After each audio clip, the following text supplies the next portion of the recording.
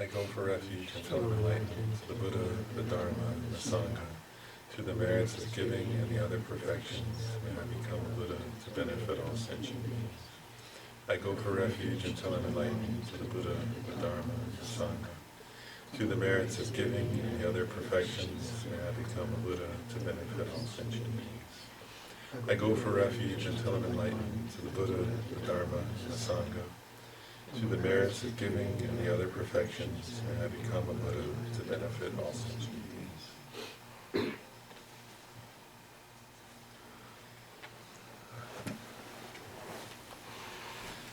And then, and for those who are following along in the actual text, we're on page 296, technically. But I want to remind you, so like from last time, that we're in the section on what they're calling special insight. Right? So like,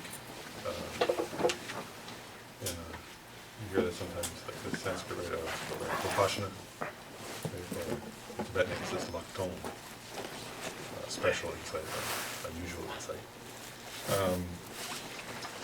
And last time we went through the divisions, like the types of special insight. But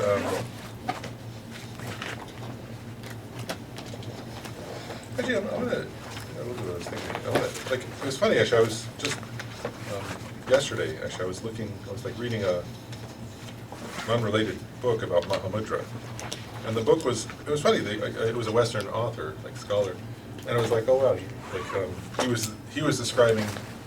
He wasn't describing it. He was using the term special insight, and I realized he was using it incorrectly, according to Lama Tsongkhapa, at least. And it was a Gelugpa book, so it was from a Gelugpa perspective, at least in part. So I want to share what special, because I guess what I'm trying to get at is I just want to share this point, because then it'll make more sense as we go through it. That special insight is different than insight. Does that make sense? Like, and I guess what I'm getting at is like, let's say if one of us sat down and started doing analytical meditation, right? Using reasoning, like is taught, for those of you who've been here, right? It's taught, many different reasonings are taught in this particular book that we've been studying. And if you apply reasoning enough, right, and you keep thinking deeply and very deeply about something relating to your own experience and to your own analysis, eventually you can come to an insight, right? Where you might get some kind of insight, like, wow, everything's impermanent, right? Or even if you were studying emptiness and you did it enough, you might come to a reasoned insight, wow, everything lacks inherent existence. And that's an insight, but it's not special insight. Does that make sense? And so I want to actually read, so he's about to make a point, but I'm going to jump ahead to, it'll clarify, I think, for us who are, because I think, well, anyway, I think it'll make it easier to understand. So I'm going to read you a quote. When the power of analytical meditation itself is able to induce pliancy, then there is special insight. And so what he's getting at there is this, is special insight, what makes it special as compared to a typical insight, it still has to be, just like a normal insight we might have, it has to be created by reasoning. Does that make sense? By thought, by analysis. But what's unique about special insight is that, first of all, the person who's going to develop special insight has to have already previously developed calm abiding meditation. Right? So they have to have succeeded in developing calm abiding. And then what happens is that person who already has calm abiding, right, so when they have calm, and remember this, calm abiding is achieved through focused meditation on one thing, right? If you're going to newly develop calm abiding, you have to focus on one thing and just keep focusing. And there was a whole section here, right? Lama Tsongkhapa said you could focus on the image of a Buddha, and use that as your topic. But you could also focus on emptiness. You could focus on impermanence. You could focus on, but you have to pick one thing and keep your focus on it. And then there are like 9 levels that a person, I think that's always fascinating. It's like inner science, right? They can actually say, you'll go through 9 levels. And I've known people who have done it, and they can actually have done retreats, and I reached the 7th level. I reached it's like there are certain signs, and you can check how far have you gotten in your developing developing towards calm abiding. Calm abiding comes after the 9th level, right? So you develop all 9 levels, and then the next thing you get is calm abiding. So this person has already achieved that. So they have this incredibly powerful mind. And when their mind single-pointedly focuses on whichever object they chose, their mind completely absorbs in it. Does that make sense? At that point. But that person still they're not doing analytical meditation at that time, right? They're doing single-pointed meditation. Once they've achieved that, if they want to develop special insight, now they have this incredibly powerful focused mind, like a laser or something, right? our mind is maybe like what, like a flickering lamp, or like a, I don't know, like a, what's it called? A candle in the wind. That's what my mind's like. A candle in the wind. But their mind is like a laser. It can penetrate whatever it's trying to, whatever it focuses on. But then that person starts to analyze. And they're analyzing now, let's say, whatever topic. We're going to go through different examples. We went through it last time. But they start to do analytical meditation, but now they're doing it with an incredibly focused mind. And what Lama Tsongkhapa is going to point out is what happens is the person with calm binding, when they start to analyze, their mind gets less focused because they're doing analysis, right? And so their mind can't focus as deeply, and it starts to, the depth of their concentration wavers. So then they have to stop analyzing and focus again, right? And then they can develop calm binding again. They can get that deep concentration again. And then again they start to analyze, right? And their mind wavers. Then eventually their mind is like too wavery. They have to focus again. Then if they focus too much, they can't analyze. So they get better and better at sort of doing both. And what he's getting at here is there comes a point for that person where this person with that calm abiding practices, right, focusing and then analyzing, focusing and then analyzing. And eventually they get to the point, that's what he says, where analytical meditation itself is able to induce pliancy. That means they eventually reach a point where their analysis no longer disturbs their meditation, but actually enhances it. And they develop an incredible ability then to understand something.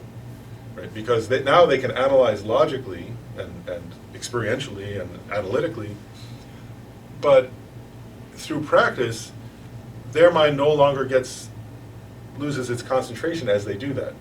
And then they can completely penetrate whatever topic they're analyzing. And when they come to understand a topic through insight, they call it special insight, right? The specialness is not necessarily because, what's the word? If they understood impermanence, it's not that they understood a different topic than you did if you thought about it. It's that they're understanding it with a special kind of mind. Does that make sense?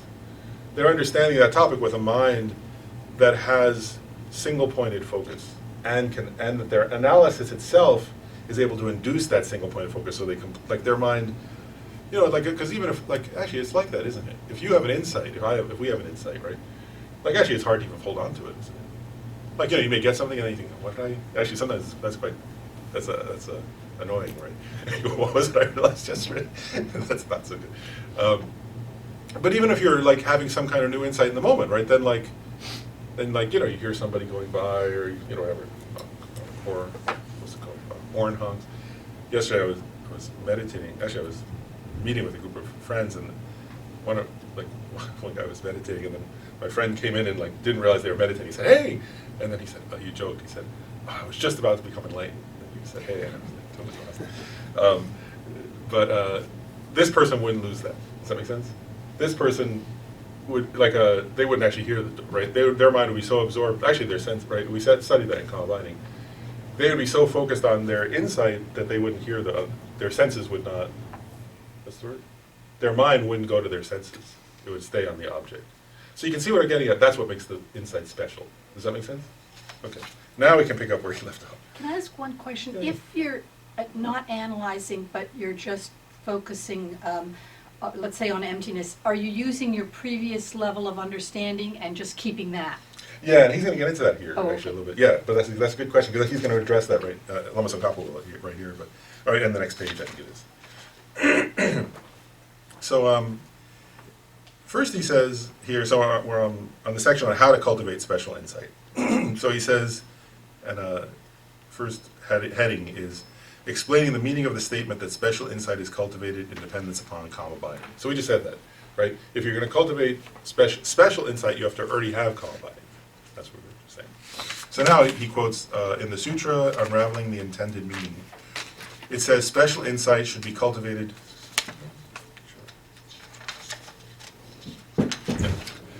So it says, oh, Jeff, I just answered your question. Oh. Which question was that? What was the definition of special insight? Last time you asked that, and I was like, oh, I'll answer Jeff's question to start. Thank you. But, Now I get it. So Lama Tsongkhapa quotes here, in the Sutra Unraveling the Intended Meaning, it says that special insight should be cultivated later, after calm abiding has first been accomplished. This is also stated similarly in many other texts, such as those of the Venerable Maitreya, Asanga's bodhisattva levels and Shravaka levels, and the text of Bhava Viveka, Shantideva, Kamalashila, and his 3 volumes of the stages of meditation, and also in the instructions on the perfection of wisdom. So he's just pointing out there, right, that all these different examples of great scholars say this. Does that make sense? So that's where, and actually that was why I'm bringing it up. Like, so just yesterday I'm reading a text by a scholar, and it says, you know, it was talking about how somebody before they've ever developed combining would cultivate special insight. And I was like, not according to Lama Tsongkhapa, or according to Shantideva, or Bhava Viveka, or Maitreya, or Asana. You know, so I was going like, oh, that doesn't seem like a very good. Was that a Kagyu book or a Galuk book? It was Gelugpa, actually. So that was yeah. But if we were a different tradition, I could have said, well, different. Maybe they had a different. But the author was mainly talking from a Gelugpa perspective. So that's like, you shouldn't contradict Lama Tsongkhapa if you're talking from a Gelugpa perspective. So, Dr. Lauren, do you have to be a Buddhist to get a special insight? No. Anybody can get a special insight. Like Yeah. Einstein figuring out theory of relativity could be a special insight. Well, if you had calm abiding, otherwise it's an insight. But how do you know whether it's special or not? But that was special for the world, whatever you figured out. That's what I'm saying. Well, the word "special" here has a very specific meaning, which means it's where the insight is had by a mind that already has calm abiding. So, in other words, that's the way that's Lama Tsongkhapa's definition. Is that, or that's the Buddhist. It's also Bhava Viveka's and Shantideva's definition. So, it's a mind that already has calm abiding, having that insight. Does that make sense? So, like, that's the definition of it. That's the word "special." I mean, we have to clarify what does the word "special" mean here. Because somebody else could say, well, it's special, I had insight about, like a person could say, I was thinking about my, I was thinking about my friend and I had a very special insight.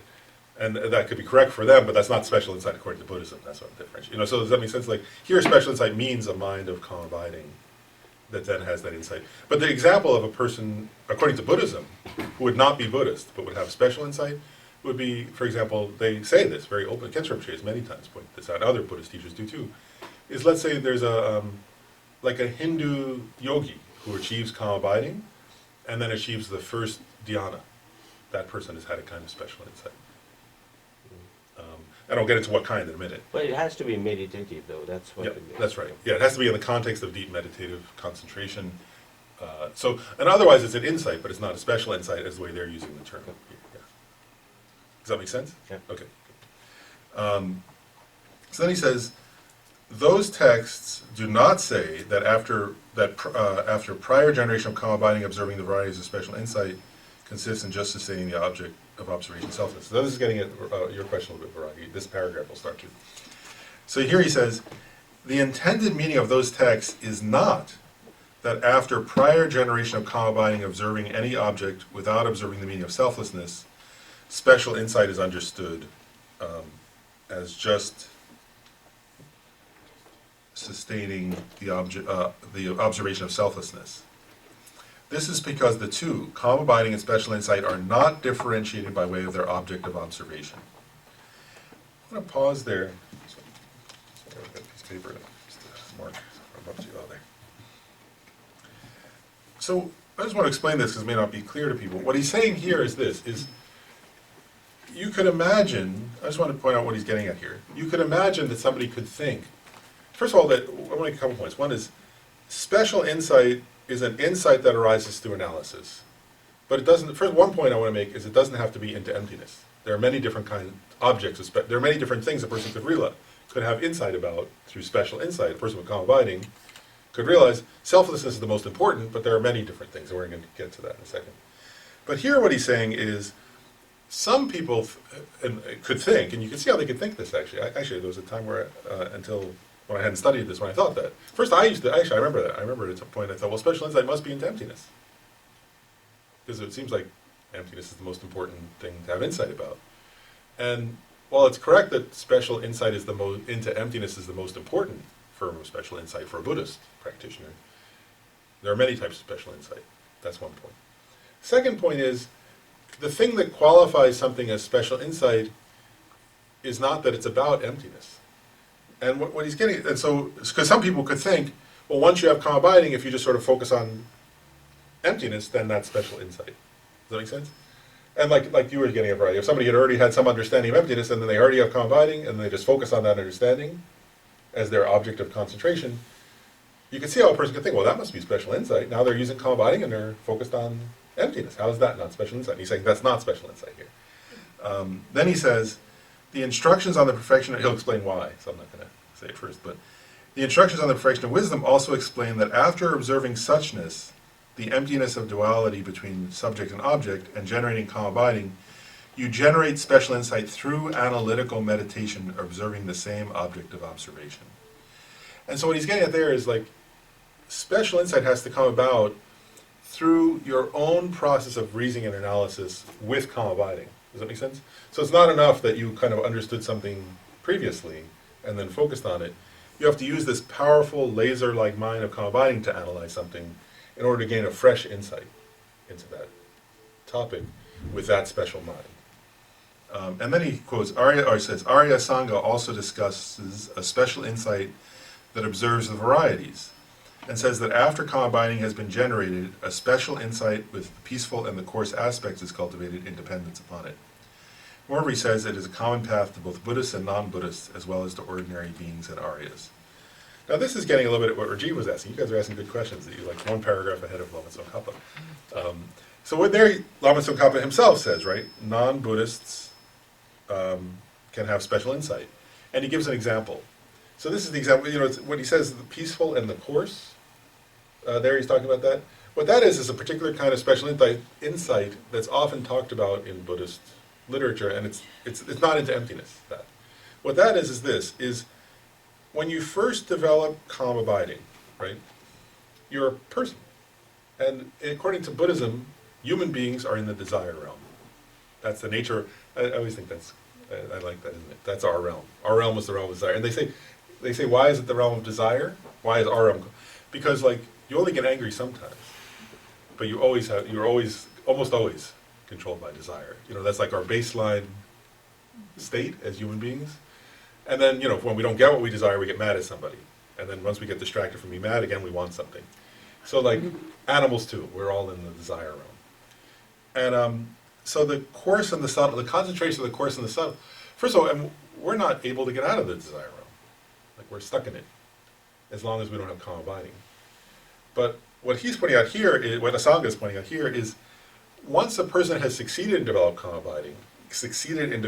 abiding, one thing that person can do is they can then, with that mind, which has this incredible concentration, right? They can look at, what do they call it? The course. The course is the desire realm in their case. So they look around the desire realm. They look at themselves as human beings and at all of us, people like us. And they say, wow, like, that's so coarse. It's so gross. That person's never peaceful. And compared to the person with calm abiding, actually I'll share that. Like I was once talking to somebody who had achieved, I believe he had achieved calm abiding. And he was saying like, oh, that like the best pleasure of like normal life is so like, he was like, if you don't have concentration, it seems really wonderful. But if you have concentration, it seems so like, it's like not that pleasurable. That the pleasure of the mind in a state of concentration is much more pleasurable than that. And he was saying, so who would, like, if you have that ability to have calm abiding, who would want, like, who cares about going out for a fancy meal or hanging out, whatever, like music or hanging out with your, like, by comparison, I mean, you could care about it to help others, but for your own pleasure, that's not pleasurable by comparison. Does that make sense? It's like, and it's like, the coarse and the subtle, we don't have that experience of this, but it's like, like, when you realize that, like, something you used to like is not, that there's something better than it, and, like, you realize, like, oh, I'd rather do this, it's way better. It's like that, but only at a different level, obviously here. So anyway, the person with this calm abiding looks at the desire realm and realizes it's all coarse and kind of gross and not really pleasurable compared to the pleasure of the first concentration. The first, sometimes they call it the first concentration of the form realm.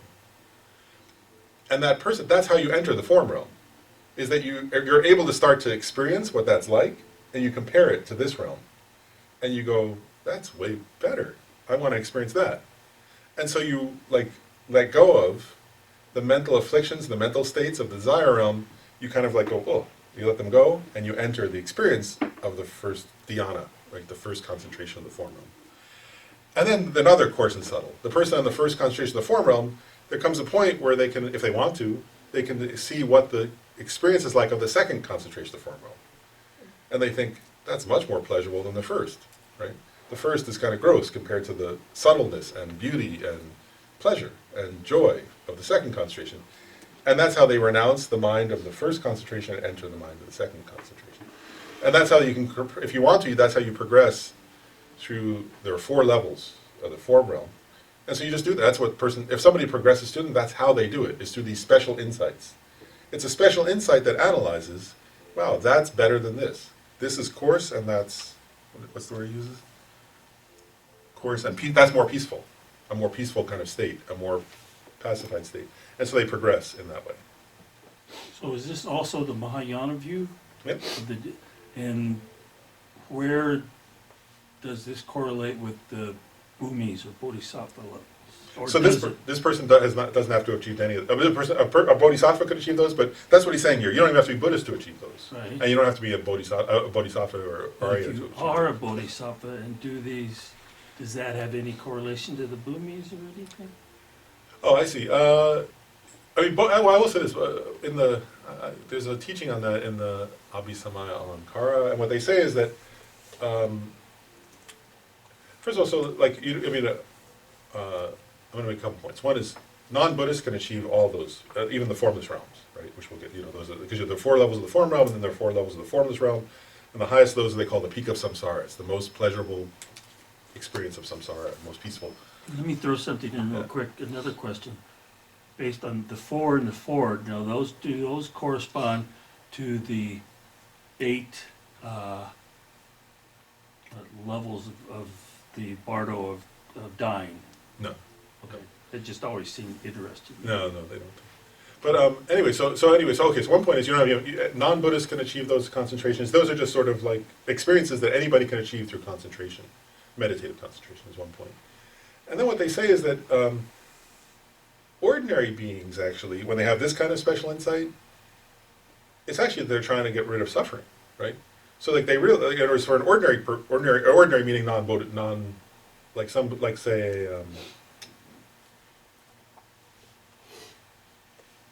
let's say a non-Buddhist practitioner, right, who's just going like, wow, this level is gross, I want to be happier, and through their concentration they can achieve a higher level and a higher level and a higher level. And that's quite a wonderful experience for them, right?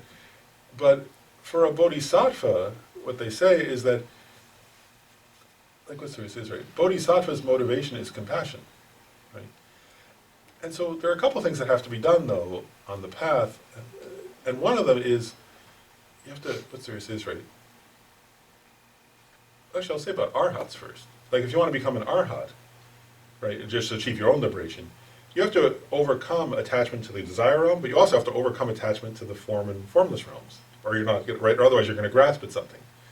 So practitioners who are going to become arhats have to be able to, they develop calm abiding, and they have to kind of recognize what those experiences are like, and then say, but I'm not, I want liberation, I don't want just the concentration. Bodhisattvas are similar in that sense. Bodhisattvas enter those states in order to understand the beings there, in order to benefit them.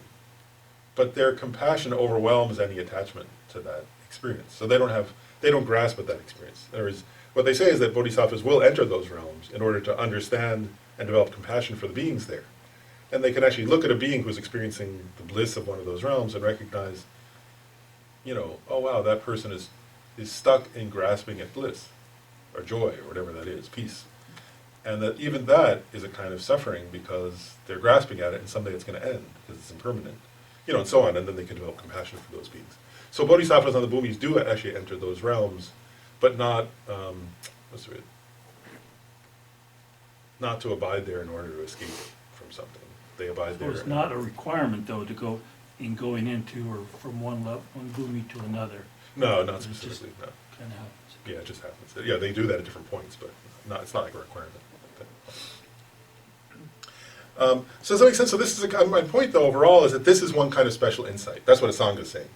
So, and that's a special insight that's common to Buddhists and non-Buddhists. Anybody who's achieved calm abiding can have that special insight.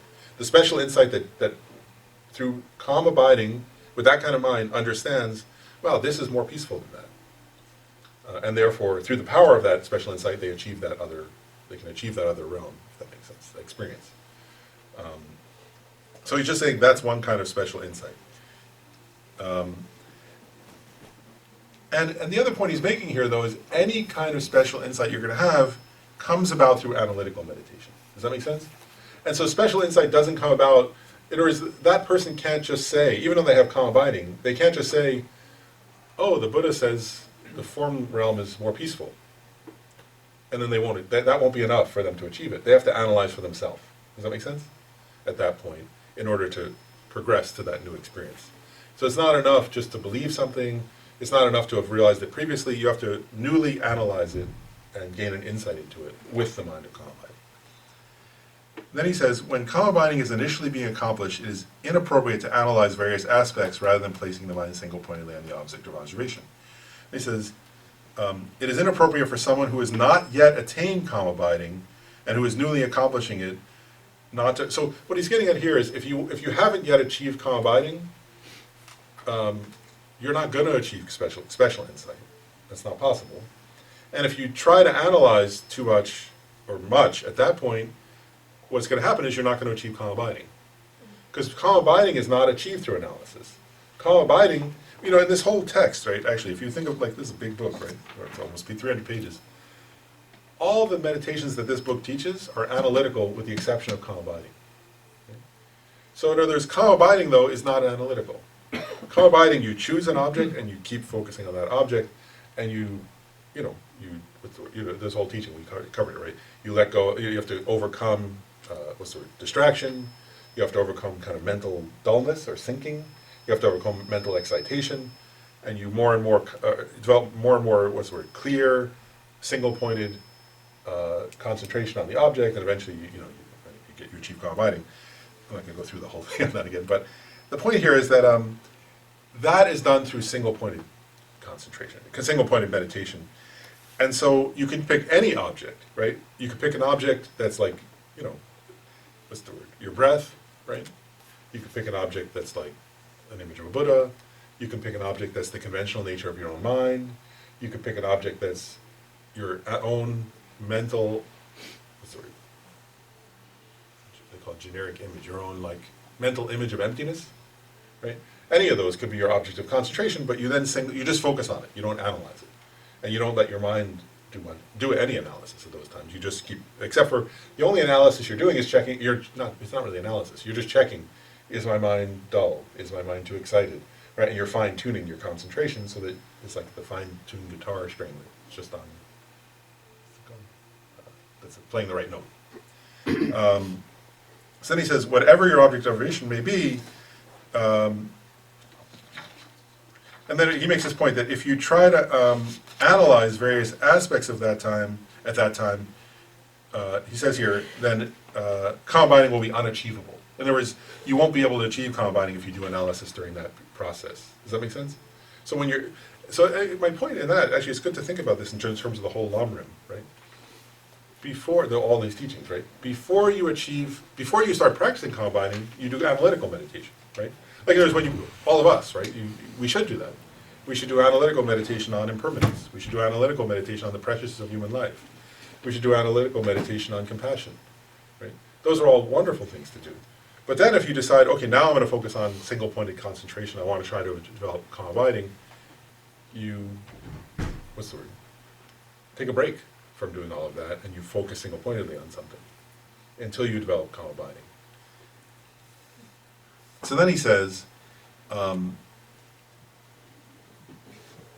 now he's getting at what I was saying earlier.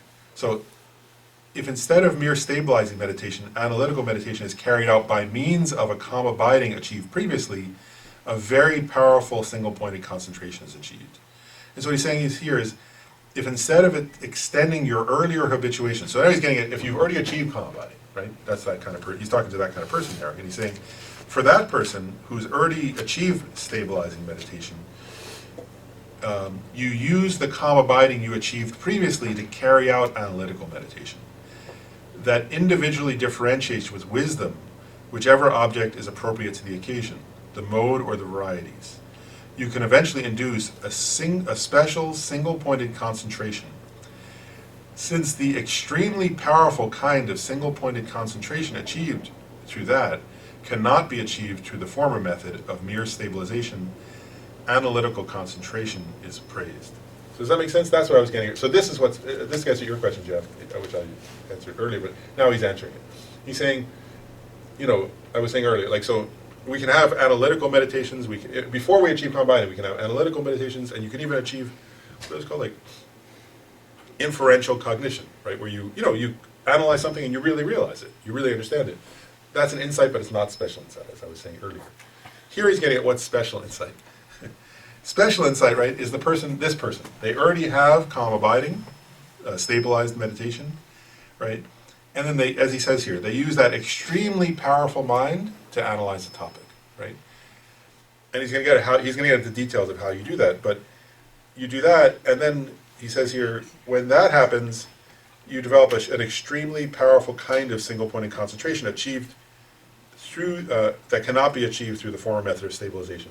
So here what he's getting at is, even if you were let's say you were meditating on emptiness with your calm abiding, right? If that were your object. That's not, that's not a special insight, right? That's just the mental image of emptiness as your object of concentration. Here you're using the mind of concentration to newly analyze and penetrate that object, and you have a very special kind of insight, because it's more powerful, because your mind's more powerful. That's what I was saying earlier. Then he says, the true manner of accomplishing it is first to seek calm abiding, and then afterwards to cultivate special insight in dependence upon it. So that is the general reason why there are two different modes of sustaining calm abiding and special insight, even if the object of observation, for instance, selflessness, is the same. Does that make sense? So the difference is not whether you're meditating on emptiness or selflessness, right? As I was just saying, you could meditate on selflessness as a kind of generic image for your concentration. That's not special insight. Special insight is when you already have the mind of calm abiding, and then you do an analysis with that mind, and you gain a kind of insight with that unique mind of concentration. Then he says, in particular, the requirements for the arising of a strong, stable ascertainment are the cultivation of special insight that has, now he's going to get into that, that has the peaceful and the coarse aspects of individually analyzing the faults and positive qualities of higher and lower realms. That's what I was just describing a few minutes ago, right? So the peaceful and the coarse is looking at how a higher realm, meaning like, let's say, one of the form realms or then one of the formless realms, is more peaceful, and by comparison to it, this realm or the realm below it is more coarse, right? So even like if you were at the, I don't know, person was in the second level of the formless realm, they would be looking at the third level. If they were going to do this, right, they're going to go, that's way more peaceful than this, right, and they would progress. And then he says, and the cultivation of special insight that has the aspect of selflessness, in which the meaning of selflessness is investigated, and then sustained by means of the wisdom of individual investigation, are necessary. Therefore, they have great power with respect to abandoning the individual objects of abandonment. So what he's getting at there, I want to point out a few things. One is, he's getting at there are different types of, like we covered this in last class in some detail, but I'll just mention briefly here. He's saying that there are different types of special insight now, right, which we know. So one type would be analyzing the peaceful and the coarse aspects of different realms, right? That's one we're just talking about, right? And that, what does that abandon? Well, that abandons temporarily the mental afflictions of the lower realm, of the ones being analyzed, right? It's not a permanent abandonment, but in order to progress to that higher realm, you have to let go of the mental afflictions associated with the realm that you were just in. So that's one kind of special insight that temporarily abandons those mental afflictions. Then, another kind of special insight, which we said is the most important one for a Buddhist practitioner, is special insight into selflessness, right? And that one, of course, eventually abandons all the mental afflictions. That's the whole point, right, of that. And then he says there are also many other kinds of special insight, right? And we covered some of that last time, right? You could have special insight into all kinds of topics, right? How the senses work, or that would be like the sense powers, you know, and how they relate to objects. You could have special insight into impermanence, for example, right? So there are many topics you might contemplate and gain special insight about. And whichever one you're going to realize, and this is an important point, actually, I'll just point this out. You know, the point with this, in a way, is, you know, if you're going to try, I want to go back for a second. For somebody who's not yet achieved calm abiding, right? Like, which is probably most of us. This is part of the reason why you want to develop, like why a person would go, oh, I really want to develop calm abiding. Does that make sense? You start to realize, like, wow, it's like, let's say this right, you can only get so far, right, with a mind that's not able to concentrate very well, right? And your understanding of topics, you know, like even if you want to, like Paul Rinpoche says that in his Lam Rim text, the Liberation of the Palm of Your Hand, right? It's like, you know, once you've meditated on these points of Lam Rim, I mean, they start to affect you, right? You start to develop renunciation, you start to develop compassion, bodhicitta, and so on. But then, like, you start to have this recognition that, so you say, right, like, you want those things to pervade your being more completely, right? And then you realize, well, it's limited how much I can get them to pervade my being because I'm distracted all the time, right? And my ability to kind of penetrate those topics and to have them penetrate me and to have them sort of imbue my mind is weak because my mind is not good at staying with something, you know, and my mind jumps away. And you can see how then somebody could be like, well, I want to develop calm abiding because then if I meditate on bodhicitta, I can easily realize bodhicitta. Then if I meditate on, you know, renunciation, I can easily develop renunciation. Then if I meditate on emptiness, my mind will, you know, have a power to overcome mental afflictions through that.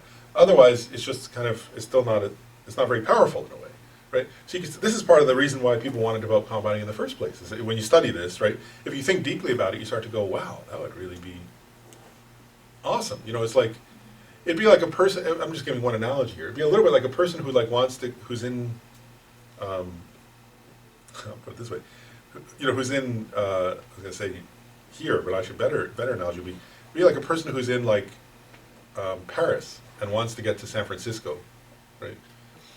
And like, you know, and like starts building a raft or something, you know, like, it's like they're not going to get there very easily, right? Like, you know, and then if you hear there are like 747s, right? It's like, oh wow, you can really get there fast. You know what I mean? It's a bit like that, right? If you want to, I'm just using that's my own analogy for a second. But the point is like, it's like, how do you get there? And part of the problem is, well, you need a more powerful vehicle, right? I mean, that's my analogy of the airplane, obviously. But in this case, the vehicle is your own mind, right? The path is your mind, actually, right? And you need a powerful mind that will take you to your goal, and that's what calm abiding does. Does that make sense? Now you have to conjoin calm abiding with special insight to get there. But if you don't have calm abiding, you can't develop special insight to start with. So you get the point there. Okay. Now, special insight. How there are still other special insights that observe the varieties. So he says, and by the way, so here when we say special insights that observes the mode, here that's referring to emptiness, right? But then the varieties is all these different other kinds of special insight, right? Like the coarse and the gross, you know, the peaceful and the coarse. I guess there are different translations of that, peaceful and coarse. Here he says, the special insight that observes the varieties is not merely the meditation that has the peaceful and the coarse aspects of abandoning manifest mental afflictions. According to the explanation in the instructions on the perfection of wisdom, it is also the analytical meditation that differentiates the characteristics of the 18 spheres. Thus, from that illustration, you should know that there are still other special insights, meditations that differentiate objects associated with the varieties. And so there, he's just saying, you know, which he got at in the previous section, there are limitless varieties of different things that one could understand, right? The 18 spheres are what? The sense powers, the sense objects, and the sense consciousnesses. So six, you know, we have 6 senses, right? So for each of those, there are 3 things. There's a sense power, there's a sense consciousness, so sense power is physical, the sense consciousness is mental, and then there's an object, right? Sound, sight, smell, taste. So he's just saying, he's giving that as an example, right? Actually, Well, actually, if you think about it, so the 18 spheres, right, if that's including mind, right? So eyes, ears, nose, tongue, body, and mind. Well, actually, if you're getting at the consciousness of those and the objects of those, that actually includes all phenomena, doesn't it? What's not included, right? Whereas anything that can be known by your senses or by your mind, and then the senses themselves and the mind themselves, that includes all phenomena, right? So he's saying, in a way, the implication he's saying is anything can be an object of special insight. But again, the most important special insight is into emptiness. And then this next point finishes this one section. So it says, the way in which the order here, while different from that explained in the instructions of the perfection of wisdom, is in accordance with the instructions of Shantideva. So he says here, the instructions of the perfection of wisdom explains that prior to the generation of calm abiding and special insight observing the mode, calm abiding and special insight on the level of yoga observing the variety should be generated. However, here, in accordance with the assertions of Shantideva, Kamalashila, and so forth, some kind of calm abiding is developed first, and then special insight is developed. In fact, just that special insight observing the mode will be taught here. So,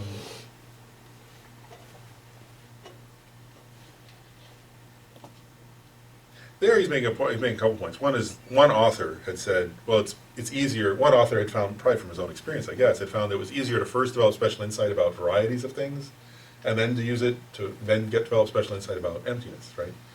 Then he's saying, well, he's not disagreeing with that author. That may have been his experience, but he's saying Shantideva, Kamalashila, and many other authors went immediately. As soon as they developed calm abiding, they went immediately to developing special insight about emptiness, because that's the most important one, and life is short, and I realize what's important.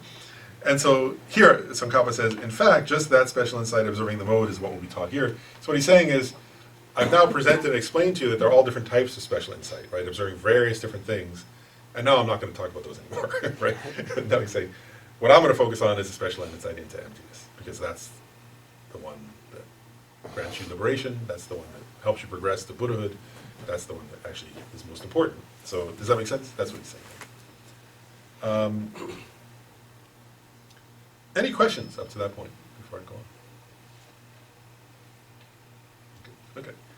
Then he asks an interesting question here. He says, what paths of what vehicle, Mahayana or Hinayana, this system relates to, right? So he just described how you develop calm abiding and then special insight.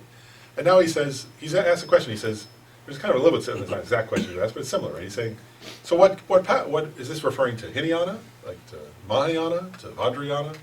What path are we talking about when we say this is how it progresses, right? And then he says, the outline head starts to answer that question. The explanation that this procedure is common to all vehicles, Mahayana and Hinayana, and that is similar even for the three lower classes of Tantra. So now he says, now, what does this sequential approach to the generation of calm abiding and special insight relate to, Mahayana or Hinayana, sutra or mantra?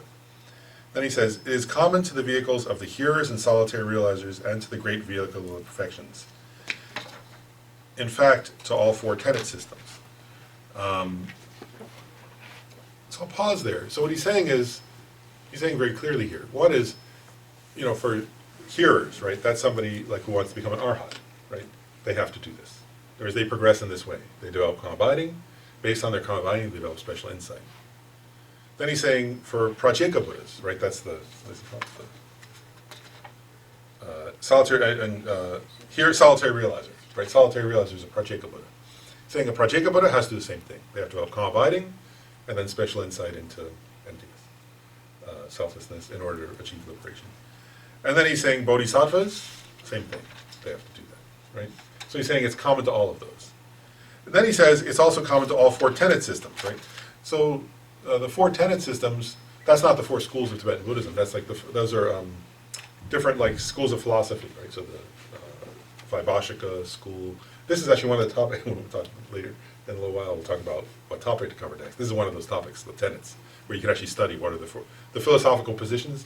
It's just, there are two of them are two of these four tenet systems are Hinayana, I guess we'll call it, lesser vehicle, whatever you want to call that. There are different ways people translate that, but that's the Vaibhashikas and the Sautantrikas. And then there are two that are Mahayana, which are the mind-only school and the Majjhimikas. Anyway, so he's saying in all those different tenet systems, they have different views about what's the nature of selflessness. They present different details of philosophy about, they have different philosophical sort of stances on the meaning of selflessness, but they all agree on this point. You have to develop first calm abiding and then special insight. And so they would develop special insight based on their own tenet system. They would realize whatever that tenet system teaches, right? But it's still, you have to go in this order. Then Lama Tsongkhapa says, in my great exposition of the stages of the path of mantra, now this is the Vajrayana, he's talking about the Vajrayana side, mantra. He says, I have already explained the assertions of the individual tantras and their great commentaries to the effect that it is similar for the three classes of tantra. And so, what are those? So in all the new translation schools, what is it called? Like actually, and so the Nyingma sometimes presents 9 vehicles. Nyingma school presents 9, but you can subsume them. The Nyingma scholars themselves say you can categorize those according to the system of the newer. The Nyingma school is the oldest school of Buddhism in Tibet, that dates back to the 700s or 800s. But anyway, they have a more, they break it down to a longer list, but it's the same topic. Anyway, so I'll present it here according to the way it's presented in the new translation schools, which are the Gelugpas and the Sakyas and the Kagyas, which they say there are 4 levels of secret mantra, or tantra.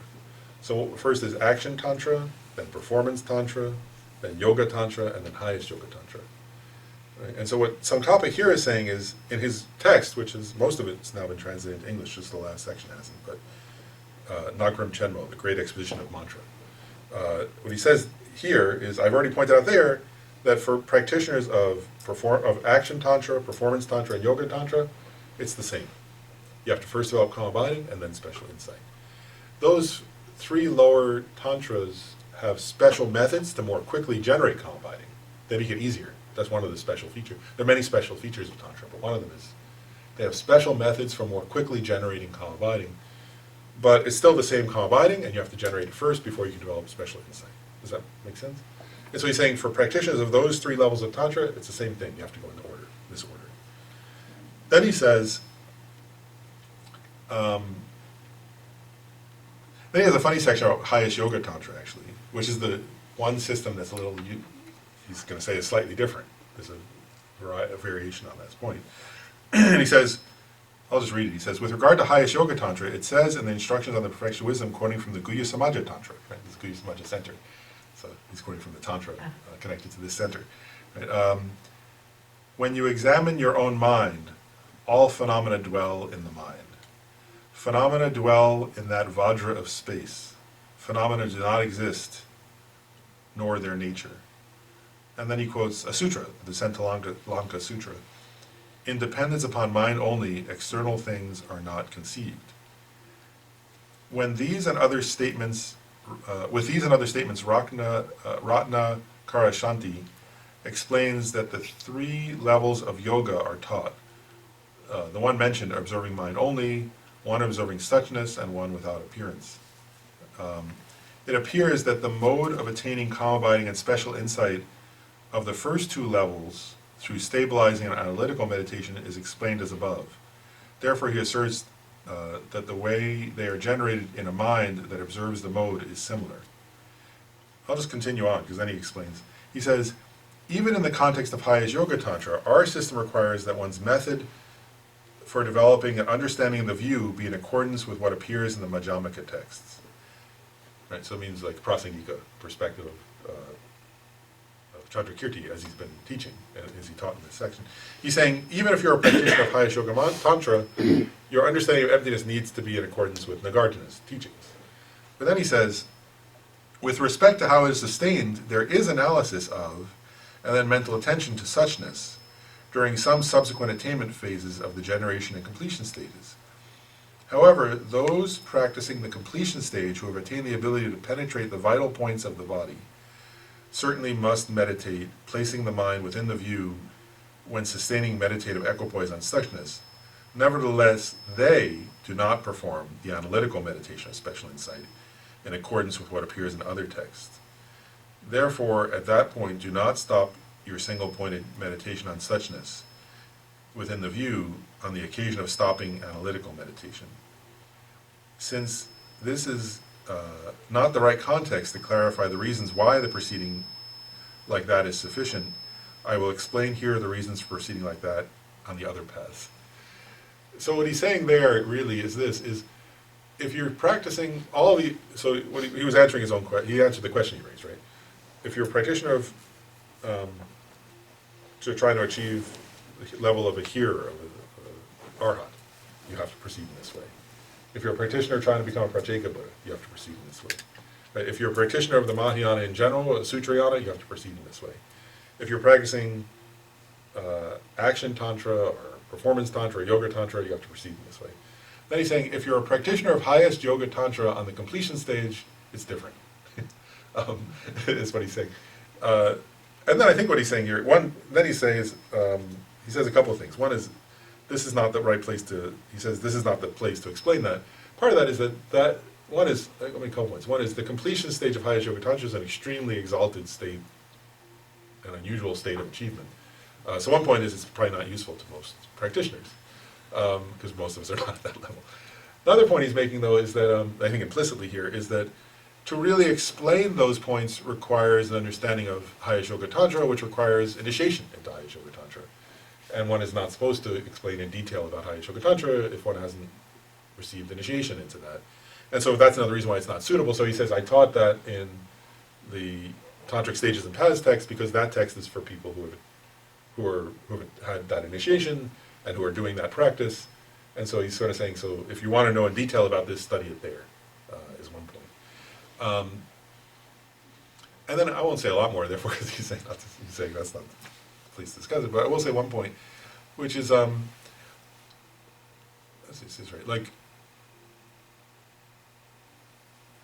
I guess I'll say this: that for the person who can, what did he say here? Penetrate the vital points of the body, right? That has to do with the subtle winds and subtle channels of the body, which is only taught in highest yoga tantra. Actually, it's unique. It's not taught in any other system than highest yoga tantra. And so those, one point is those teachings are totally unique to that system, and those offer very unique, very effective, very special methods for more quickly achieving calm abiding, is one point. They also offer very unique, special methods for simultaneously realizing calm abiding and special insight, so they don't have to be sequential in that system. Here they have, every other system they have to be sequential, but in highest yoga tantra they don't have to be sequential. So there are many other unique features of highest yoga tantra, and they're wonderful to study. So I'll say that, and to practice. But anyway, so he says not to go into more here, so we won't go into more here. But yeah, an example. Actually, Cindy, you had asked. So I'll just mention one more point. There are many different highest yoga tantras. You had asked in the email recently about this. So I'll just make one. I'm not going to say a lot right now, but I'll say one small point. There are many different tantras, actually, like that teach different. They're all similar, actually, and highest yoga tantras are all very similar. But the Guhya Samaja tantra is one of the highest yoga tantras. It's said to be the king of the tantras, and Lama Tsongkhapa wrote a humongous amount about the Guhya Samaja tantra. He was a specialist in that topic, and actually, Tsongkhapa presented a suggestion in highest yoga tantra that, like, he sort of emphasized three of the highest yoga tantras: Guhya Samaja, Yamantaka, and Chakra Samvara. And then more recent Gelugpa practitioners have also, Chakra Samvara is associated with Vajrayogini, so that also became quite popular in the Gelugpa tradition, and it comes from the Chakra Samvara tantra, so they're not different. They teach the same. Actually, the visualizations are different, but the meaning is the same. But so anyway, those are common ones. But then there are many other highest yoga tantras also. Actually, we just go on. There are like dozens and dozens of them. So, but the Hevajra tantra and the Kala Chakra tantra, and Gyatso Tantra. I mean, you just go on and on. There are many. I mean, it's always Dalai Lama sometimes gives the Kala Chakra, right? He gave it in DC some years ago. But anyway, so if you're interested in those topics, then at some point you can, like, the process with those, just to say briefly, is, like in the context of Lamrim, you take the Bodhisattva vows, right? And for the for the 2 lower classes of Tantra, you also have to take the Bodhisattva vows to practice them. But then if you want to practice Yoga Tantra or highest Yoga Tantra, you also have to take Tantric vows. And they are a unique set of vows that are part of that initiation process. So you have to go and receive initiation from a qualified teacher at that level of Tantra. Like Gyumen Khenpo Rinpoche gives those initiations, Lama Tsongkhapa Rinpoche gives them, so it's the Dalai Lama gives them, many Lamas give them, but somebody who's qualified to give that level of initiation. And as part of the initiation process, you take the Bodhisattva vows and you take the Tantric vows, and then you can study that system of Tantra, whichever one you take initiation for. And if you're interested in that, then that's quite a wonderful thing. But it's its own sort of whole topic of study. And I'll make one last point, and then I'll move on. But also, I was just later we're going to talk about topics of study for these classes, and one of the topics actually for the basic program is a briefer summary of the stages and paths of secret mantra.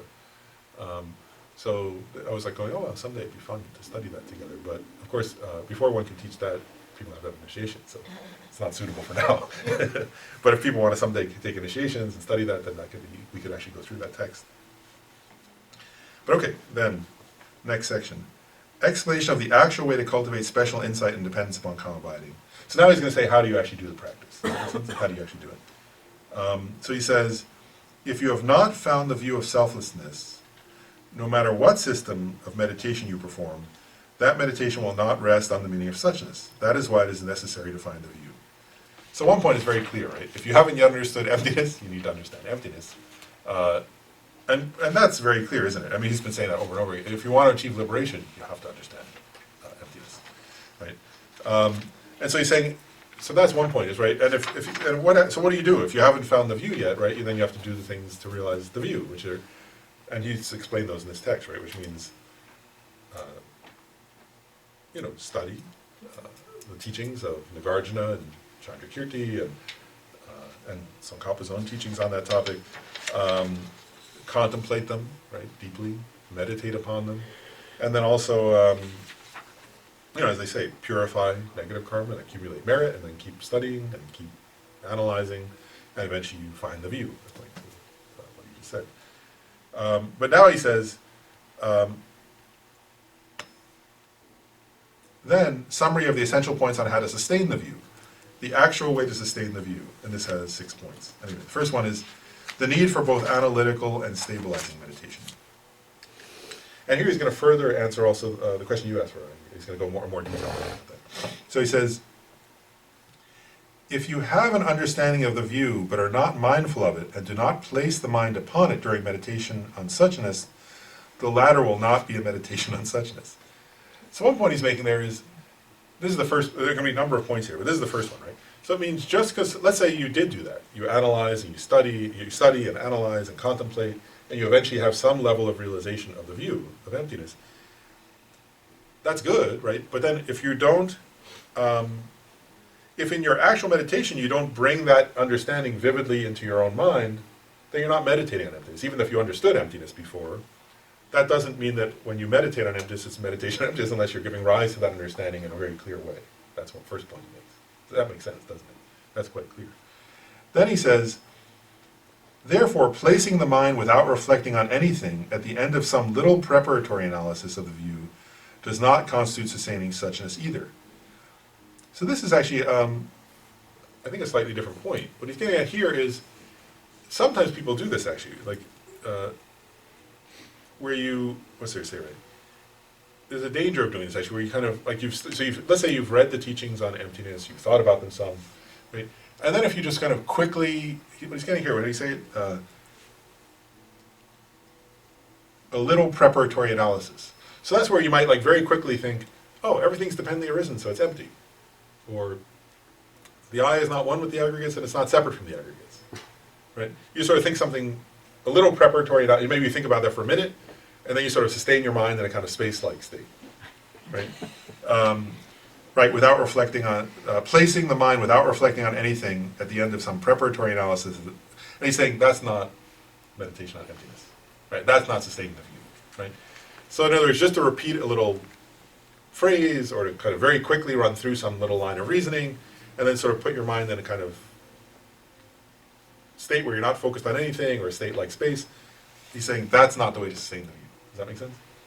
It's clear, right? Then he says,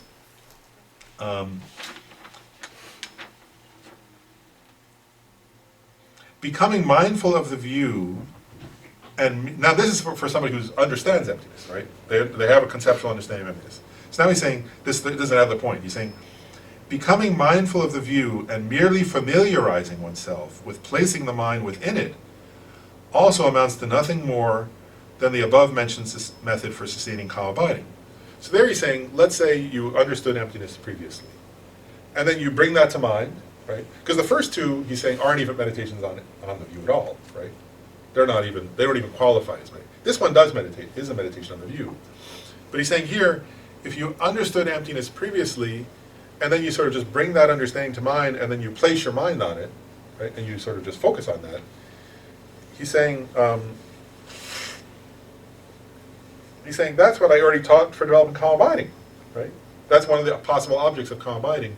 That one at least is a good practice, right? It is a practice for calm abiding, but it's not. He's saying here. How does he phrase it exactly? It is nothing more than that. That's not the way to. He's saying that's not the actual way to sustain the view. Does that make sense? That's not because it doesn't involve new analytical meditation yet, right? That's just stabilizing meditation. He says, hence that is not the meaning of the texts explaining a different method for sustaining. Hence that is not the meaning of the text explaining a different method for sustaining special insight. So what he's getting at is, if you have this previous understanding of you bring it up, and then you focus your mind on it, that's just a form of calm abiding. That's not a form of special insight. That's not cultivating special insight into the view. So now he's saying, how do you cultivate that special insight into the view, right? And he says, that is why you should individually analyze the meaning of suchness by means of a wisdom, as explained before, and then sustain it. If you only do analytical meditation, however, your calm abiding developed before will deteriorate. Therefore, you should mount the horse of calm abiding, sustain analysis, and occasionally alternate it with stabilizing meditation. So now do you get, now we're talking about, for somebody who has calm abiding, this is the actual practice, right?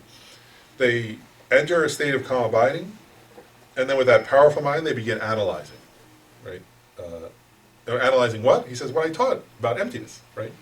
Those different reasonings, proving emptiness, right? They start analyzing those reasonings. And then he says, if you do only analytical meditation, however, right, your calm abiding will, which was developed, will start to weaken, will start to deteriorate, right? Therefore, this is a beautiful line, isn't it? Mount the horse of calm abiding and sustain analysis, occasionally alternating it with stabilizing, right? So here, this practitioner enters their calm abiding, starts analyzing, right? They analyze and gain more understanding, and then when they start to notice they're losing their calm abiding, so they stop analyzing, and they go back and focus, right? Then once their focus becomes strong again, they begin analyzing again. Does that make sense? And that's how the person proceeds. So they're mounting the horse. It's like, that was his, right, instead of walking a horse, I use the jet plane. It's a modern analogy, but it's the same idea, right? You can get somewhere faster on a horse than you can by walking, which Tibetans would know well, right? Then he says,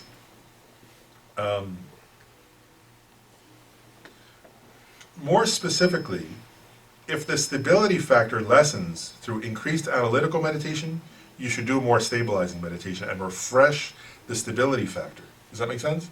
So what he's saying there is, if you're doing too much analysis and you're starting to lose your stability, you stop and you focus on stability to get the mind stable and firm again, and then you analyze again.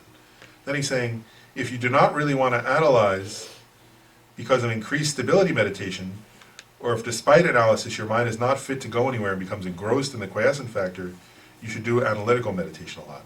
So there he's saying, some people sometimes the person who's achieved calm abiding, one issue, he's saying there are two different issues here, right? One is, it's so peaceful, right? Like I said earlier, right? For somebody who's achieved calm abiding, it's such a peaceful state of mind that, how does he say here? You don't really want to analyze. So that's one risk, right? That you could be in such a state of concentration and peace that, like, the analysis can seem, what's the word, like, it takes away from your peace. But he's saying, but you need to do it. Does that make sense? That peace is not the right, it's not the final peace. It's not the peace of, it's a what's the word? If you grasp at that, you're not going to get insight, special insight. Then he says, or sometimes the person, it's not so much that they're grasping the peace, but their mind is so engrossed in whatever they're concentrated on that it's hard to analyze, right? Because their mind is so engrossed. And he's saying, for that person, pull back on the concentration and do analysis, right? And just do the logical reasonings more. Focus on those rather than the quiescence. Otherwise, you're not going to gain special insight. And then he says, since it is very powerful if you cultivate the two, calm abiding and special insight, in continuous equality, you should do it that way. And the commentary to this by one of the Geshe said, for the person who has calm abiding, he said, actually that would be interpreted kind of literally. In other words, that the person used to spend about half, if they were going to do a 2-hour session, about half that session would be on calm abiding and half would be on special insight, and they would keep going back and forth, according, not like the first half on one, the second half on another, but like, in other words, they would like do some analysis, and then when they got some kind of quality of insight, they should focus single-pointedly. If they lose the ability to analyze, they would pull back from the stability and analyze more. But he said it should be around half and half of the time.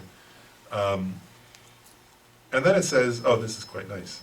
Then he quotes Kamala Shila. Lama Tsongkhapa really loves Kamala Shila. And so does the Hosei Dalai Lama often teaches Kamala Shila's texts. You've probably seen them. He teaches those over and over again. So he says, so this is Kamala Shila. At times when wisdom becomes very predominant because special insight has been cultivated, calm abiding is lessened. Therefore, since the mind will flicker like a butter lamp set in the breeze, it will not perceive suchness very clearly. That is why you should cultivate calm abiding at those times. Also, whenever calm abiding predominates, like someone asleep, you do not see suchness clearly. Therefore, at those times, you should also cultivate wisdom.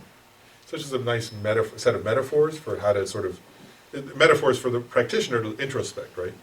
Are there times where you're like, what's the word? That the mind isn't able to be sharp and analytical like somebody asleep, right? That's too much calm abiding.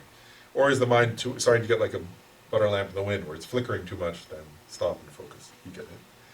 Then he says, with respect to sustained analysis in this manner, it is inappropriate to hold all conceptions whatsoever to be apprehensions of signs that apprehend true existence and stop them.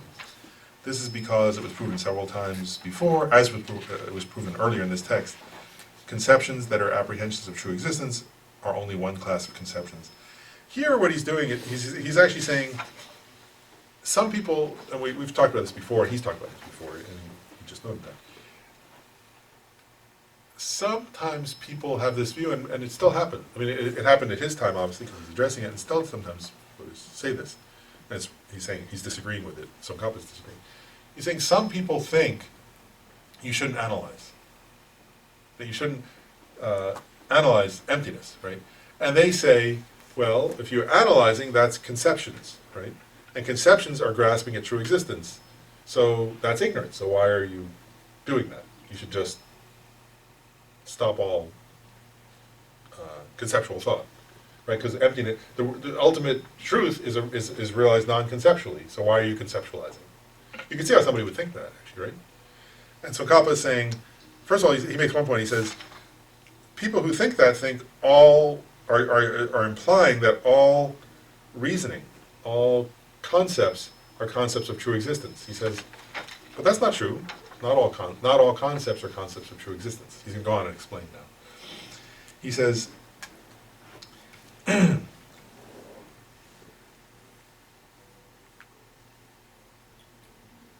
just reading the header, but we'll just go right into the topic.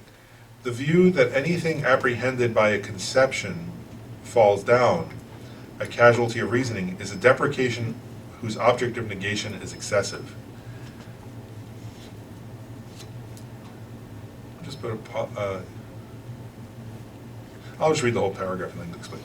And it has been proven that this is not the meaning of the scriptures either.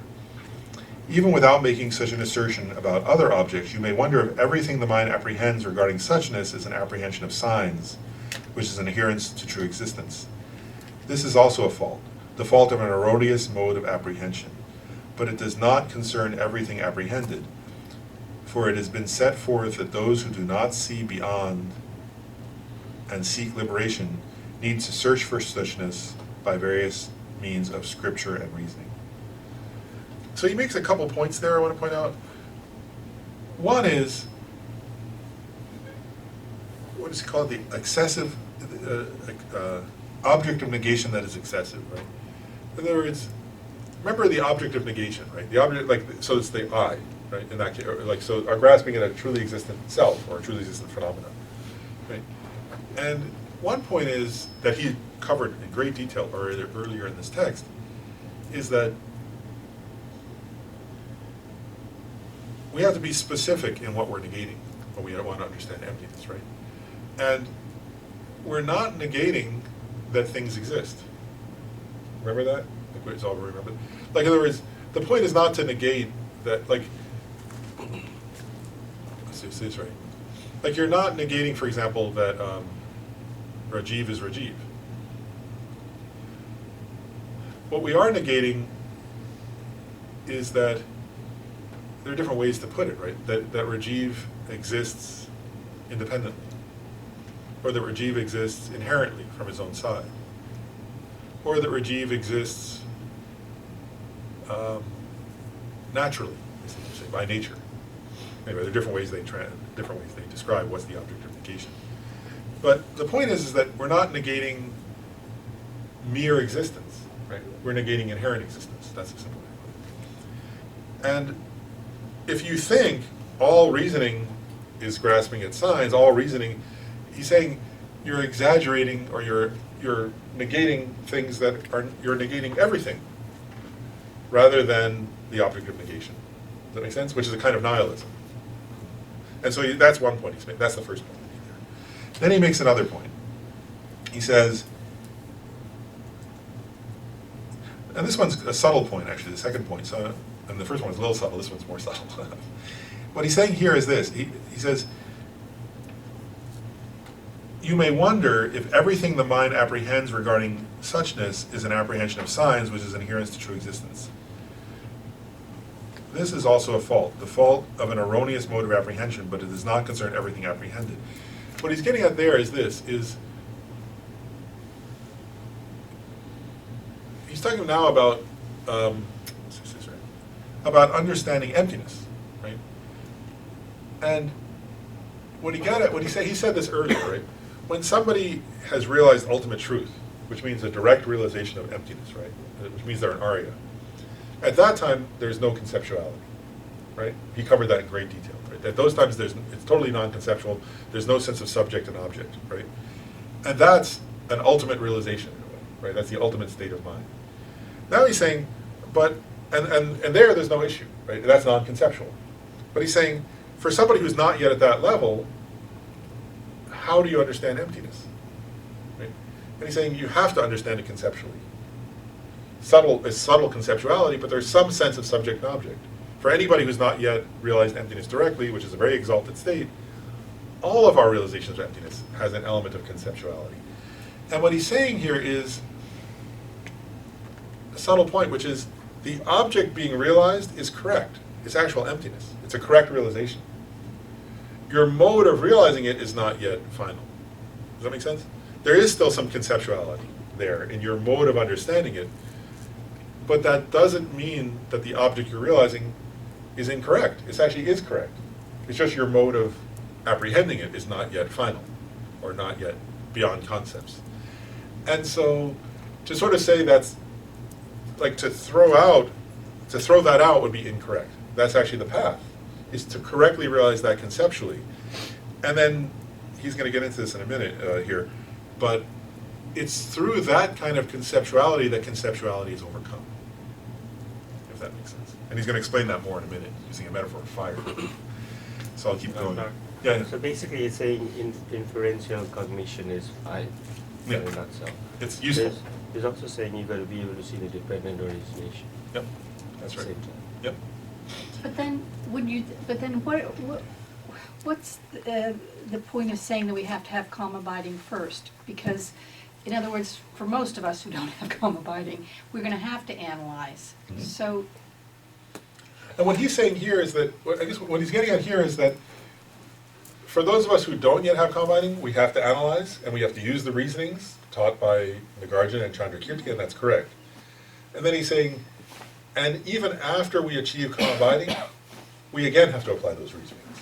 And so he's saying those reasonings are so important in the process of gaining enlightenment that we do have to, so we need to use them now in order to correctly gain an inferential understanding of emptiness.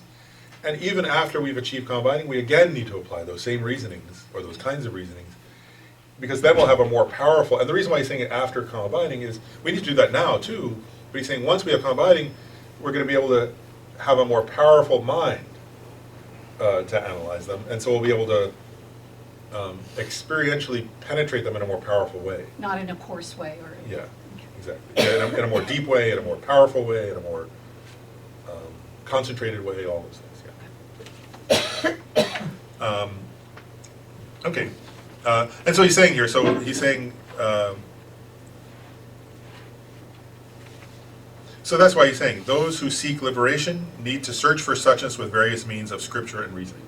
So scripture means these quotes from Nagarjuna and Chandrakirti, for example, or the Buddha, and then reasoning means you take those quotes and you use them to analyze your own sense of self, right?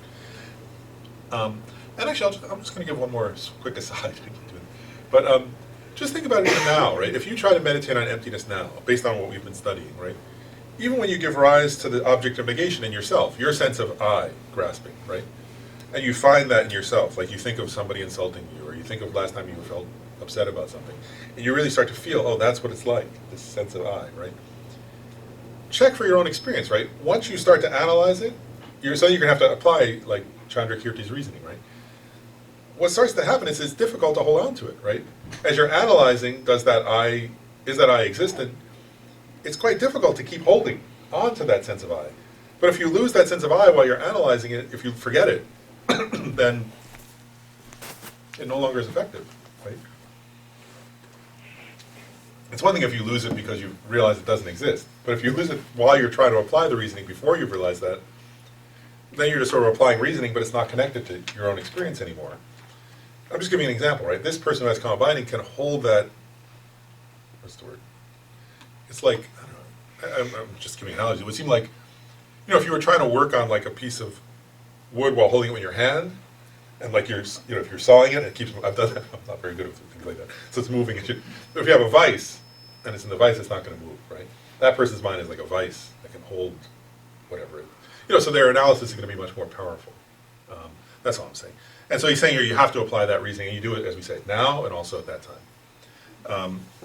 Now he raises, this always happens, right? We've said this before with Tsongkhapa, when he says an objection, right? So we always know that means somebody's wrong. Somebody's raising a wrong.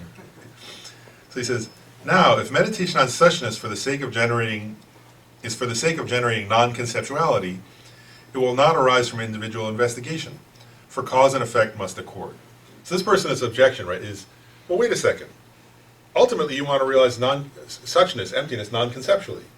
So, but you're applying concepts when you're analyzing. How can that be? If the cause is conceptual, how's the result going to be non-conceptual? Right? That's their objection. So here's Tsongkhapa. He often does this. He gives 10 points to respond to that one objection. The first one, the bog. So he starts with. I think it's kind of funny if you think about it. Like, he starts by quoting the Buddha himself, right? So he's like going, okay, well, I'm going to start. I'm not starting. I'm going to start with start with a strong punch or something. So the Buddha in the Kashyapa chapter says, and this is a beautiful metaphor he gives. He says, this is the Buddha talking to Kashyapa, who's one of the arhats. Kashyapa, it is like this: fire springs up from two trees rubbed together by the wind, and once it has sprung up, both trees are consumed by it.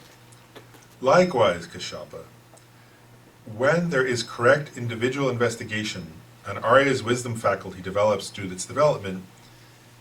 That individual investigation itself is consumed. So you said the metaphor here of fire. He's giving an example, right? You say, if you rub two sticks together, right? But here he gives I never saw that before, an analogy. If the wind were blowing in a very particular way, where the two different trees had branches like this, and they kept rubbing, eventually they could catch fire, right? And he's saying if that happened, and there were leaves there, then both, the leaves would catch fire, and then the branches and the trees would completely become ash, right? And he's saying this is like that. When the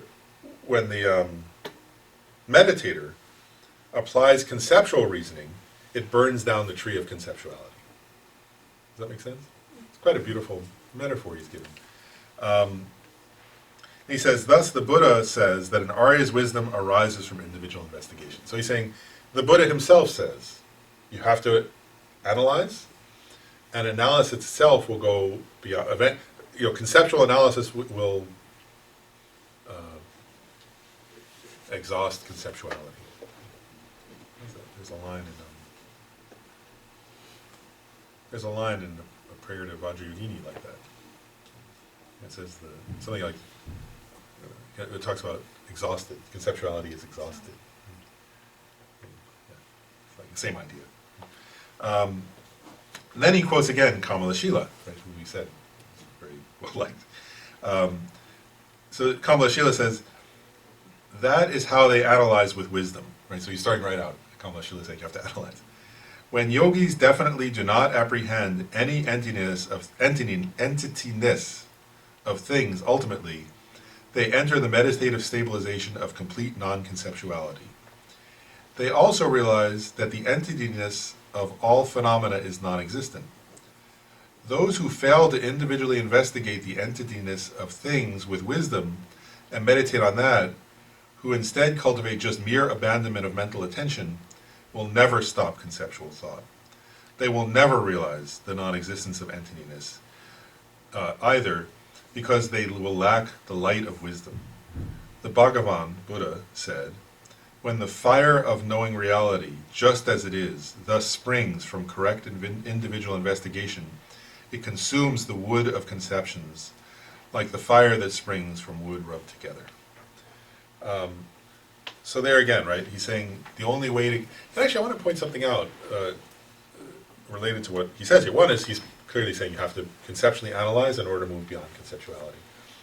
And he says something, there's one line here that's very interesting where he says, the mere abandonment of mental attention will never stop conceptual thought. Well, a couple ways. One is, so Kamalashila was famous in Tibet. He's an Indian master from Nalanda University, student of Shantarakshita, who was the first great teacher who came before Padmasambhava and suggested that Padmasambhava be invited to Tibet. So he's a very important figure in Tibetan history. And one of the things he was important for was there's a famous debate that happened where there's actually like there was a Chinese monk who was teaching a kind of, it was like a corrupted version of Chan, Zen, at that time, when he turned the millennium. I'm sorry, around 800 something AD. And he was teaching one version of meditation, and then Kamalashila was saying, no, you need analysis, and there's a gradual progression. And the other master was saying, they present the other master as saying sort of, just clear your mind of all concepts and thoughts, and enlightenment will suddenly manifest. And Kamalashila is saying, no, you have to progress through the practices in order, and kind of analyze and use reasoning and develop concentration, and develop first concentration and then insight and all that, like Tsongkhapa is saying. And so they famously had a debate where the king of Tibet said, well, it was his job to decide which version of Buddhism he wanted to promote in his nation. So he had them come and debate in front of the king and the court, and famously Kamalashila won, the debate, and that's why Tibetan Buddhism is Indo-Tibetan Buddhism, actually, right? And it's the Nalanda tradition. It was because of that moment where the king decided Kamalashila's approach was the correct one, so then they brought all the scriptures from India and translated them, and, promoted a whole system of study that exists to today, right? But here he's actually addressing that issue, right? He's addressing that same issue in this text, where he's saying, actually, it's a very interesting point, though, right? He's saying, just trying to stop your conceptual thinking doesn't move you beyond concepts.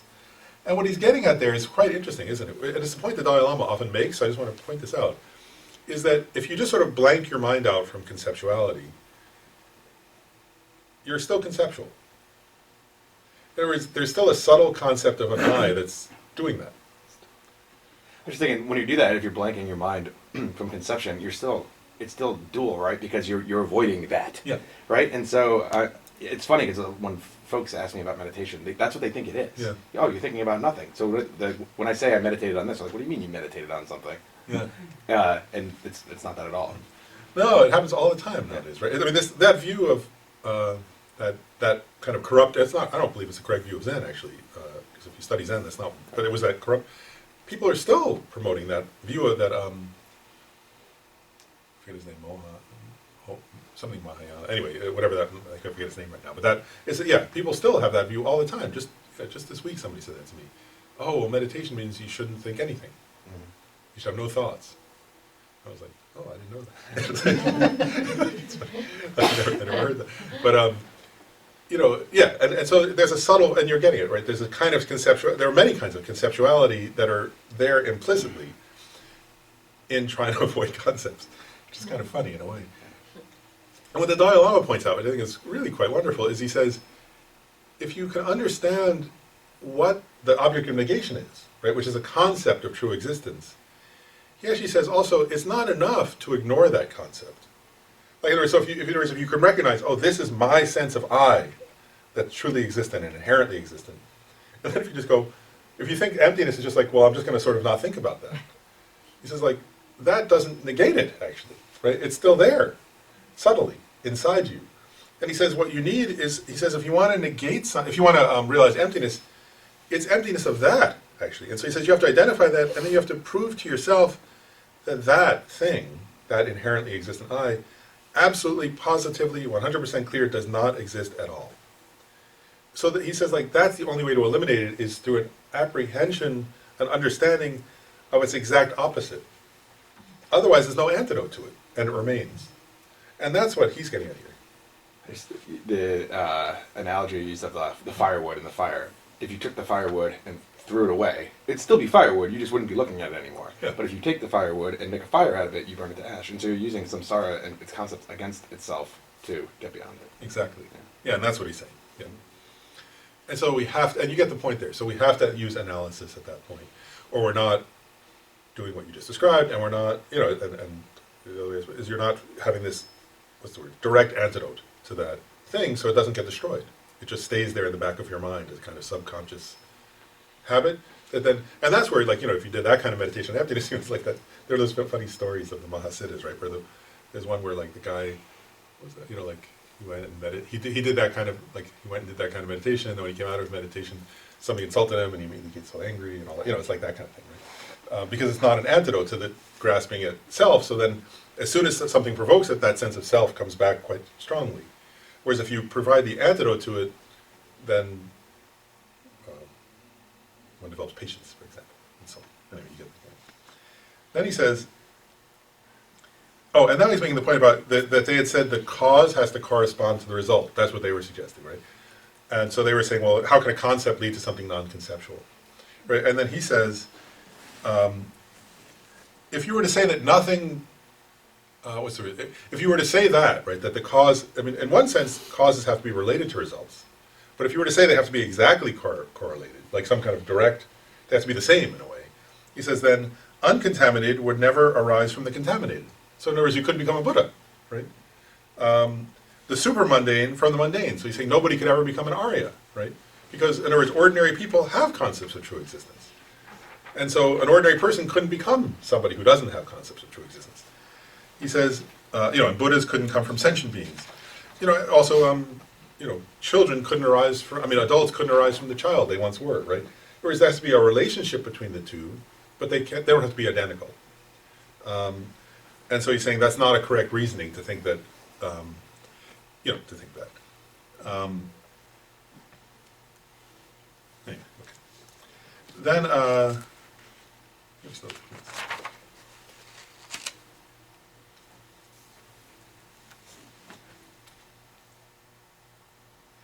okay, now he's getting to, so I'll read the heading of this one. He says, the passage where Nagarjuna in his essay on the mind of enlightenment, that's the Bodhicitta Varana, it's called, and so forth, reproves adherence to concepts such as the object of investigation and the investigator, indicate a refutation of adherence to true existence, but they do not refute the wisdom of individual investigation. So he quotes Nagarjuna here. Nagarjuna says, where conceptual thought appears, how could there be emptiness? Tathagatas don't perceive minds with aspects of analyzers and objects to analyze. Where these agents and objects exist, enlightenment does not exist. And then he says, Tsongkhapa says, what is being pointed out is that someone who apprehends object of investigation and investigators as truly existent has not attained enlightenment. Well, that's quite clear, isn't it?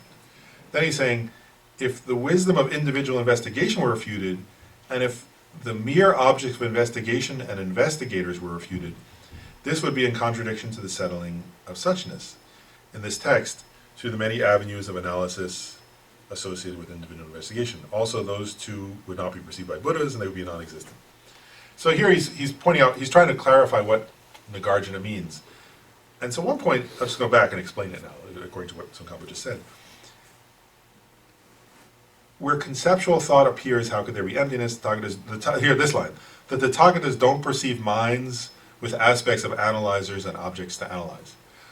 So what he's saying there, what Tsongkhapa is saying here is this, is again, we have to differentiate between the refutation of the object of negation, which is a truly existent analyzer and analysis, and then a merely appearing or merely existent analyzer analysis. And one point he's getting at is, it's saying that the Tathagata doesn't perceive analyzer and what it means, obviously what it means, because remember there are two types of, we talked about this in the earlier, another day about this. Tathagatas, Buddhas, perceive emptiness and perceive all the varieties of phenomena, right? So you'd have to be saying, so if you took this line literally to say Tathagatas don't perceive analyzers and objects of analysis, then you'd be saying that like, well, I know I analyze something, right? So you're saying, but the Buddha can't understand that? Like, then you would have to say, well, the Buddha is not only is unenlightened, the Buddha would be kind of foolish, actually, right? If the Buddha can't understand that people analyze things. So if you took that literally as sort of a complete annihilation, it would be what's the word? What's that word for it? Nihilism, right?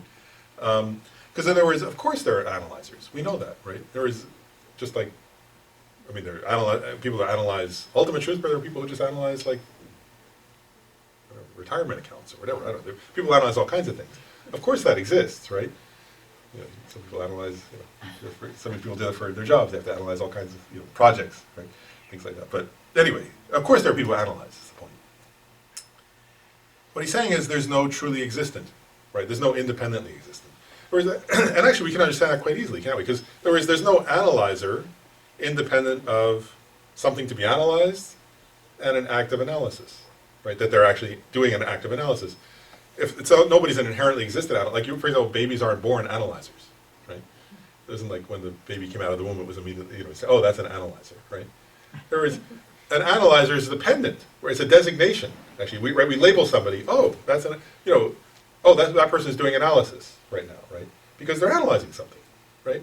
So it's a mere designation. So in that sense, what we're saying is analyzers do exist as mere designations, right?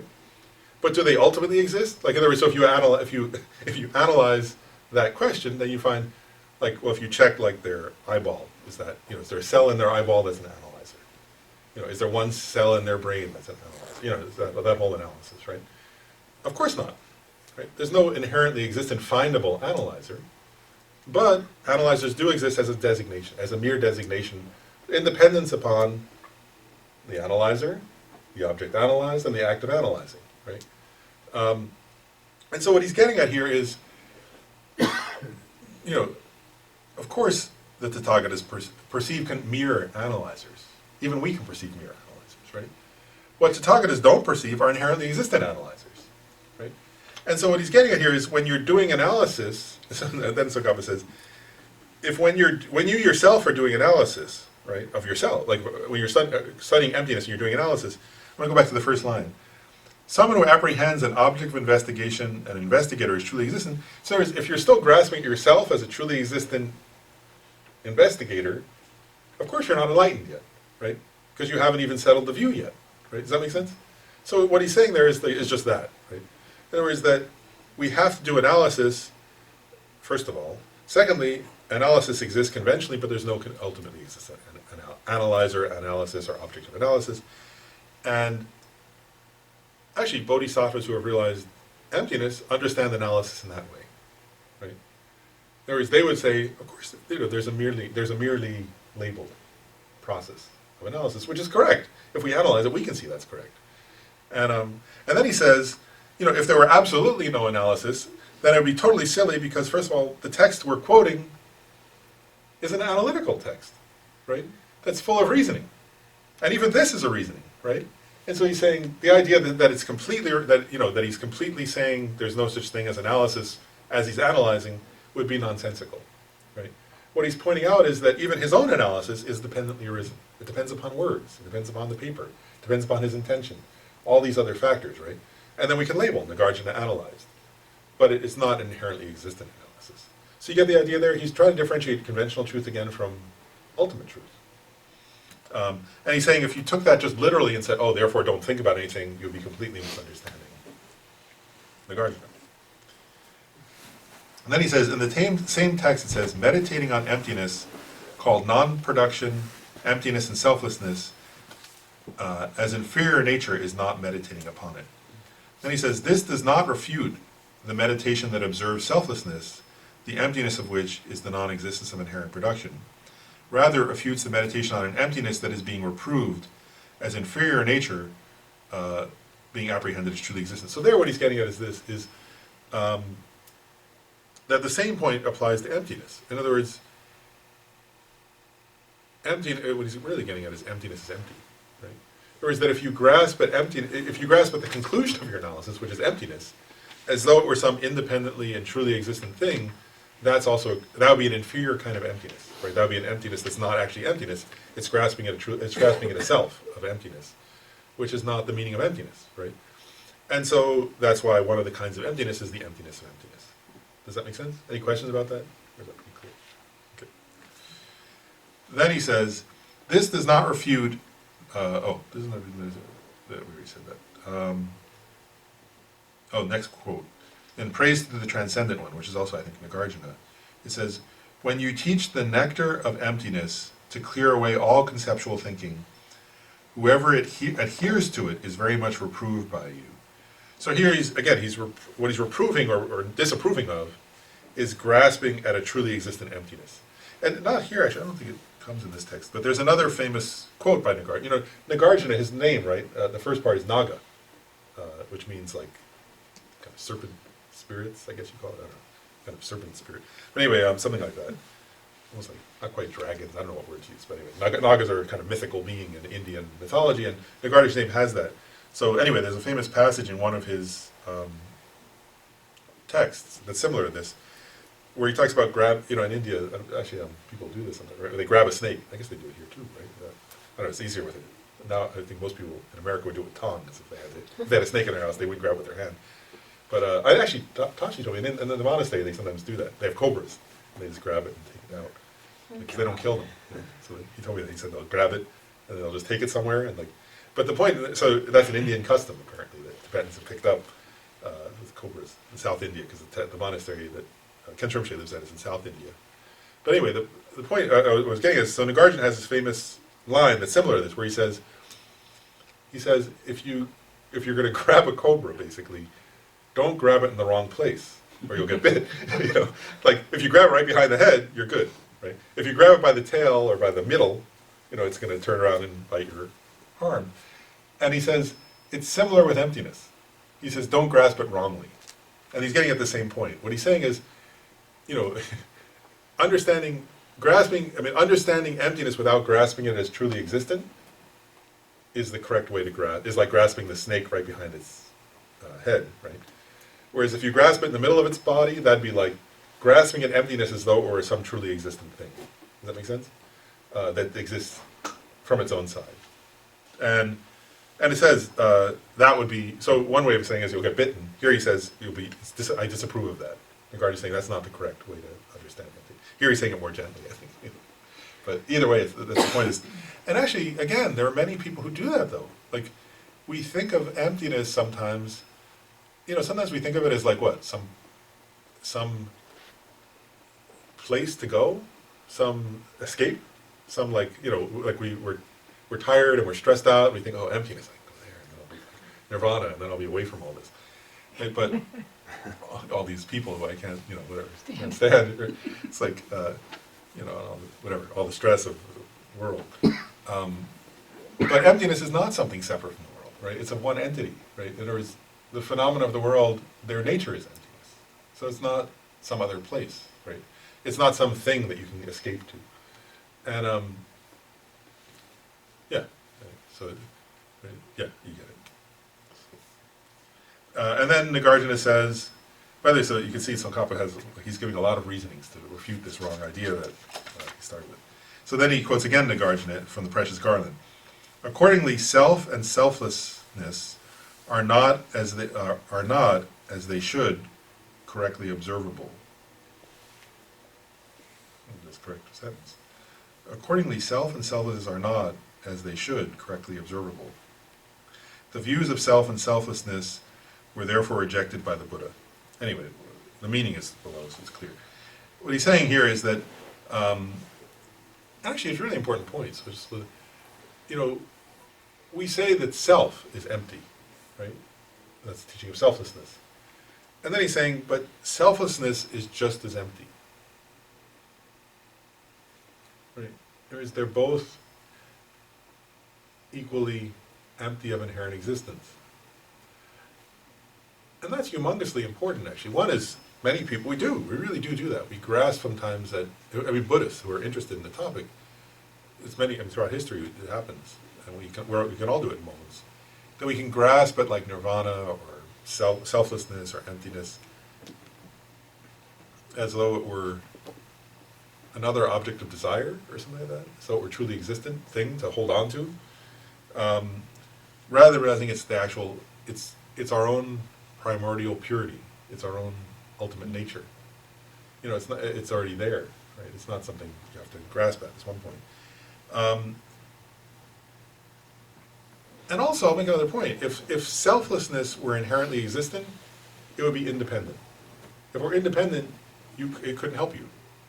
Does that make sense? You could never realize it because it would have no relationship to you, right? If it existed as some independent thing out there,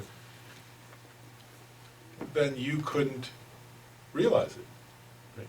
And the reason you can realize it is that it's your nature. It's actually the nature of your, it's actually your ultimate nature, is one point. And it's not, it's not some non-relational thing, some independent thing. And so anyway, it's actually quite an important point, right? And so that's what he says here, I think.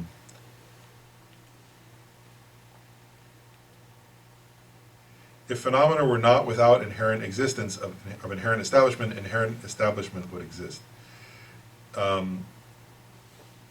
Anyway, so what he's getting at there is that, what is emptiness, right? Emptiness is just emptiness is just this, right? It's that we grasp at a truly existent self, for example, of persons or phenomena, right? But ultimately, the most important one is of ourself, right? And so, when you analyze, right, what you find is that thing that you grasp at is non-existent, right? So you're empty of that, right? How could that be truly existent, right?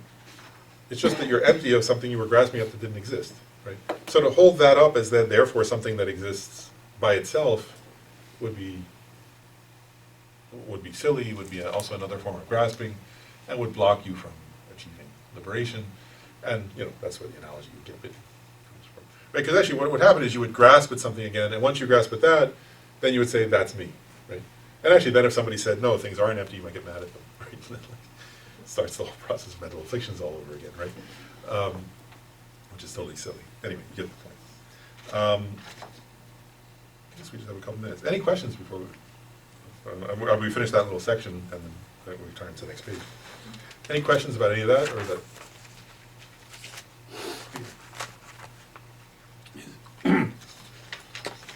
Is it correct or okay to look at these as simply concepts that through this analysis kind of get blown out of the water using comma binding and special insight? The concepts that get blown out of the water. Well, like the concept of Think of that. the concept of selflessness.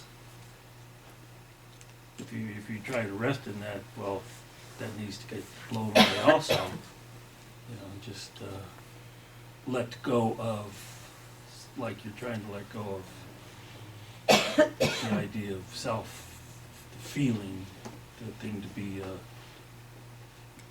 got rid of. I mean, refuted, that's the word. Yeah, I guess I'll say two different things. Like, I'm just sort of contemplating this. On the one hand, like, I'm not sure. I have two different answers, I guess. Because on the one hand, like, sometimes one can actually, like, if a person catches themselves, let's say, grasping at emptiness, right? Then there's a whole meditation where you meditate on the emptiness of emptiness, right? So that'd be like what you're describing, I think, where you kind of then, in a way, blast that out of the water, right? Where you kind of recognize, oh, now I'm grasping at emptiness as though it were truly existent, and then you would sort of analyze, well, how does emptiness exist? Is it findable on, whatever they call that, right? Does it exist independently, essentially?